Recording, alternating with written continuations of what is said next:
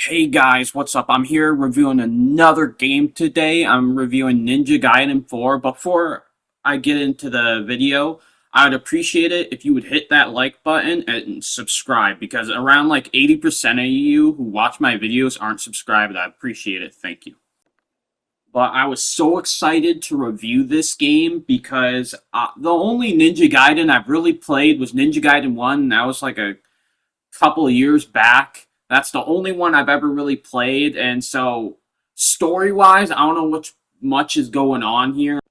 I like know who the Dark Dragon is, but not really. And we have a new protagonist in this game though, called Yakumo. And he's interesting. He's that edgy. His outfit and how he looks and how he acts kind of reminds me of Ken Kaneki a little bit, which is one of my Tokyo Ghoul is one of my favorite animes, so I'm kind of biased. I really do like his character, even if it is corny at times.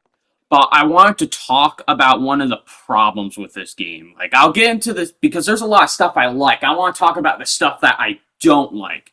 And one of the things I don't like is because it's a Ninja Gaiden game, I'm a big fan of Ryu Hayabusa. Um, he's only in 5 chapters. You only play as him in 5 chapters. I'm not sure why. It seems like this is a Devil May Cry 4 situation, Metal Gear Revengeance situation, where they introduce a new character and they put the character you know and love to the side. I don't know what happened with the development, but yeah, you don't really get to play him at all. You're just playing Yakumo the whole time. And people who don't like Yakumo, that'd be a big problem because this game is also $70, and I'm a little finicky because that $70 price tag, because that's expensive. Knowing the economy, how it is right now, that's not cheap. Like, if I want to spend $70, I damn well better like the fucking game.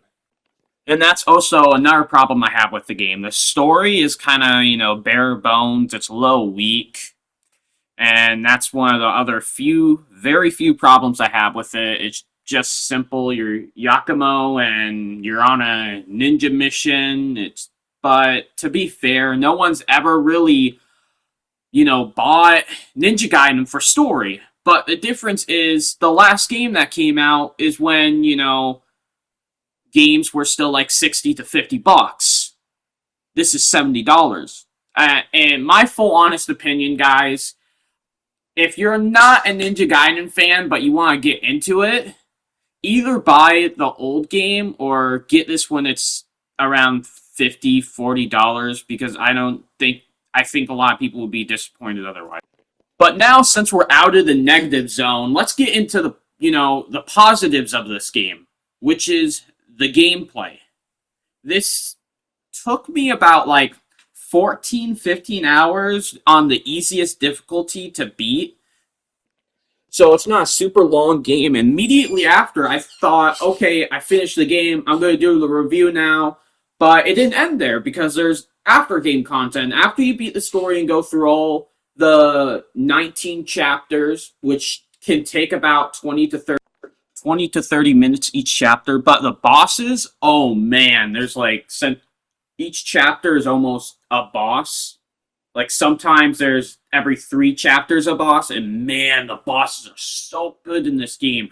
I really feel like we're back with Ninja Gaiden with these bosses because they took inspiration and stuff from like games like Neo, which Team Ninja has done in the past, and they implemented some of that, like boss like mechanics in this game, and it's so fun. I truly feel like Ninja Gaiden's back, and not only that, but Yakumo, unlike Ryu, because Ryu only has one weapon, which is, kind of disappointing, but it's also Ryu, so he has Ninpo, so it's not that bad, but Yakumo has like almost 5 weapons. It's 2 swords that turn into Odachi because he has this like blood art thing he can use, and he can change normal weapons into like a blood art weapon. And then his second weapon, which is basically like a Reaper, but then it can turn into a giant drill, and you could literally just drill your enemies, and it does so much damage, and it looks so badass and so fun. And then you have the staff, which can turn into a gigantic hammer. And I think that's one of the weaker weapons because when I tried using it, first, the staff itself just doesn't do enough damage. And the hammer is just hard to hit because, you're moving around so fast in this game. This is a fast paced hack and slash, which I also love about it, but it makes the hammer kind of useless. Unless you're like fighting those really big, slow bosses, then you can do a bunch of damage to them. But other than that, you're not going to be able to hit much.